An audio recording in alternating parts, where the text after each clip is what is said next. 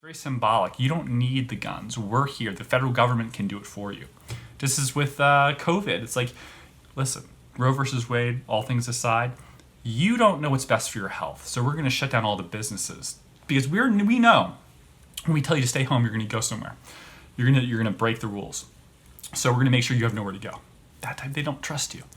Like anyone, I mean, objectively speaking, that was the game plan, right? Just as they're doing now, they're like, well, we can't open everything up right away. Can't open everything up right away because that gives no incentive to get the vaccine. Like we're all cattle. Like that's the game, and it only applies to everyday people. You and I, not to the rich and powerful elite. No. Just you and I. Like Stephen Adler, Mayor Adler of Austin, Texas. Hey guys, you really should stay home and wear your mask. All right. Hey, can we build sandcastles again, guys? You want to build sandcastles? Oh, awesome, fantastic. By the way, guys, I want you to know the jet. I'm sorry, for the trip home. Is this still on? Oh my gosh. Citation 4. Sorry, not G. It's still on. God, sorry. I don't know, was that good? I don't know, but like it's the hypocrisy, Gavin Newsom, the whole thing. It's just for you and I. Would not be surprised if there's a bunch of like felonious violations if there ever like a ban on guns. There's gonna be this whole like thing about how really rich people still get to have their guns. Totally. Like, oh well, some like investment banker that loves like rifles, and then like, he's caught by the ATF and he gets some sort of misdemeanor. He pays this thing, does some speaking tour or whatever. But really, for anyone else, it's like a 7-year felony. That's the type of thing I could see happening. I don't think they're ever going to ban guns fully. I think they're going to make it so difficult with the ammunition. You take one element of it, the physical gun. Don't worry about that. Take away the ammunition, make that really difficult, or raise the prices, or have these Pergovian taxes. That's going to be a huge problem. So that's what I think is going to happen. And I don't know.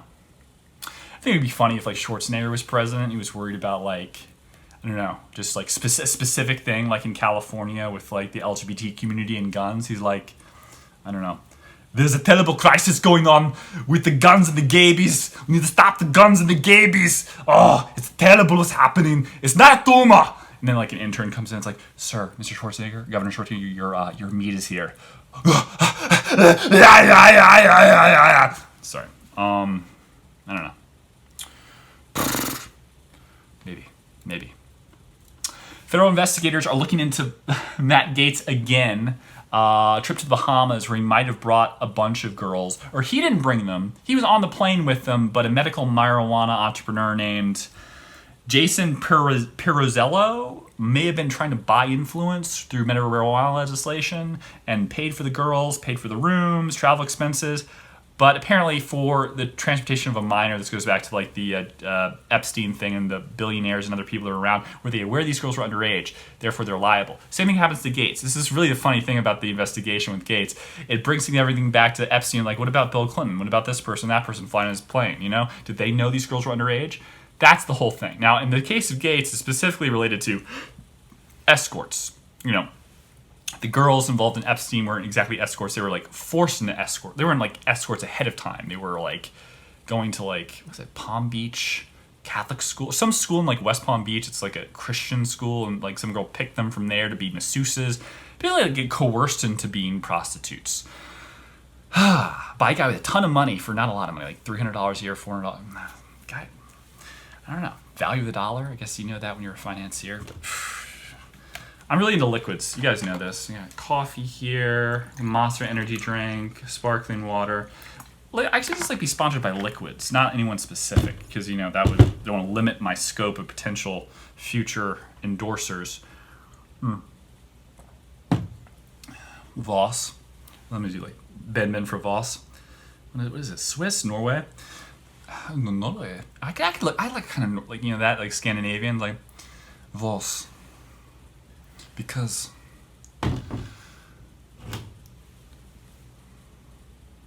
I like youth. I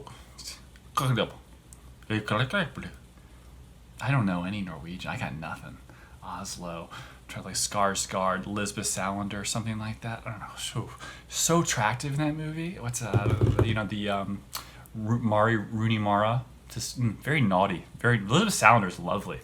I love how she gets the money in the first one. You should read all 3 of those. But crazy conspiracy theory about that guy that the actual Stieg Larsson books for The Girl with the Dragon Tattoo are actually based off some like weapons financier German guy that like, or he was a financier. He's in business and like industrials, and he also like traffics arms and does all this shady stuff. And that was a real person, and he got like killed for it. And there's even some articles that reference some guy that might have been this person they're referencing, but who's already dead. Unbelievably crazy story. I mean, it's so weird. I don't know, man.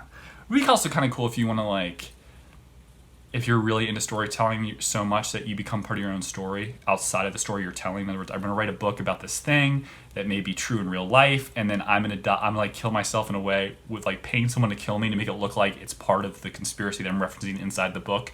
Not for money, not to sell, just because it's a cooler story. And he knows that like it will play out amongst readers if it becomes popular. You can't predict everything. But maybe I don't know, maybe after he like sent the first one to his publisher, now he knew, because he wrote 3.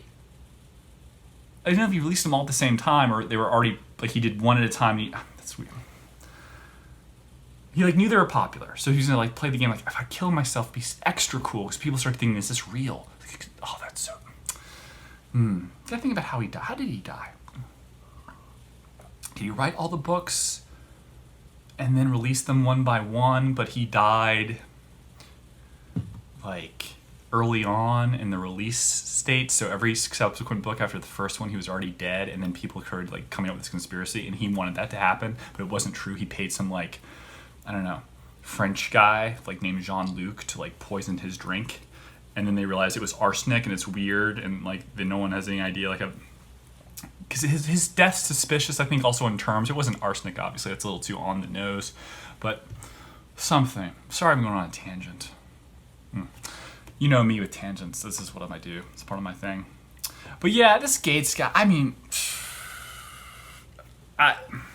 Gaetz was on a podcast 2018 where he was working to introduce federal legislation with someone.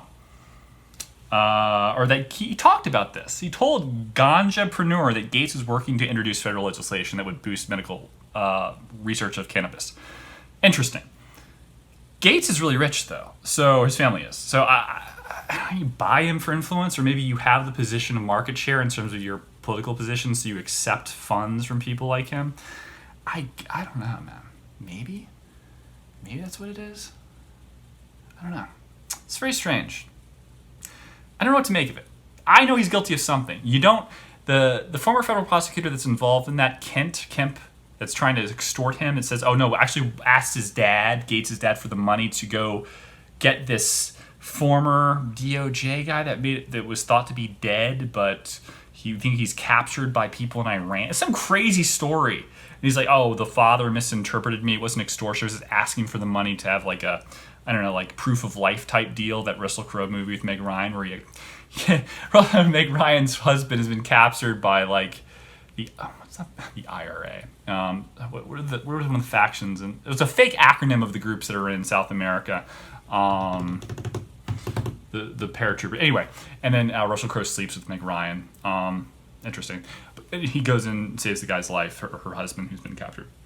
But something like that. Like he's like, I need to get my team in there to save this guy. We have proof of life.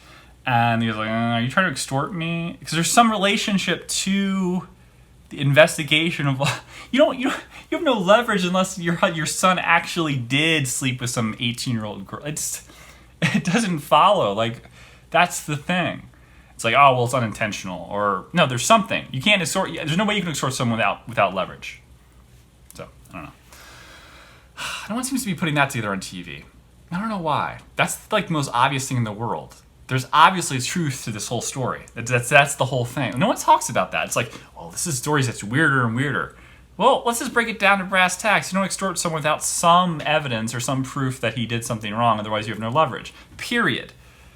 You're talking about $25 million as a former federal prosecutor or a former member of the DOJ. You're not a complete moron. You know how some things work in terms of justice, the Justice Department, I imagine, and how that comes down in terms of, a grand jury indictment or the burden of proof. So you have some snidbit of information that's irrefutable that could be used against someone in his position that ruins his entire life.